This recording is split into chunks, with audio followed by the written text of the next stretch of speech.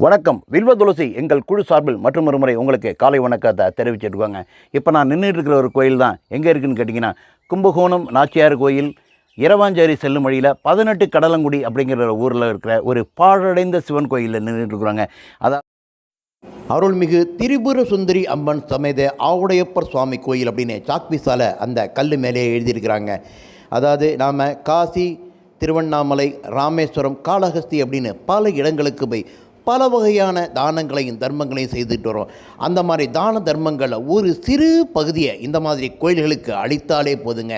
கிட்டத்தட்ட 1500 வருடங்கள் பழமையானதாக இருக்கக்கூடும் இந்த கோயில் என்பது அதன் கட்டிடக்கலையை பார்த்தாலே நமக்கு தெரிகிறதுங்க. அந்த ஊரில் உள்ள ஒரு சில சிவனடியார்கள் மற்றும் ஒரு சில ஆட்டோ ஓட்டுநர்களின் மூலமாக இந்த கோயிலை நாங்கள் அறிந்தோம். அது மட்டுமல்லாமல் முகநூல் நண்பர் ஒருவரின் பதிவை கண்ட நாம் இந்த கோயிலுக்கு நேரே சென்று இதை படம் பிடித்து போடலாம் என நினைத்து இந்த கோயிலை இன்று உங்களுக்கு காணிக்கையாக்குகிறோம்.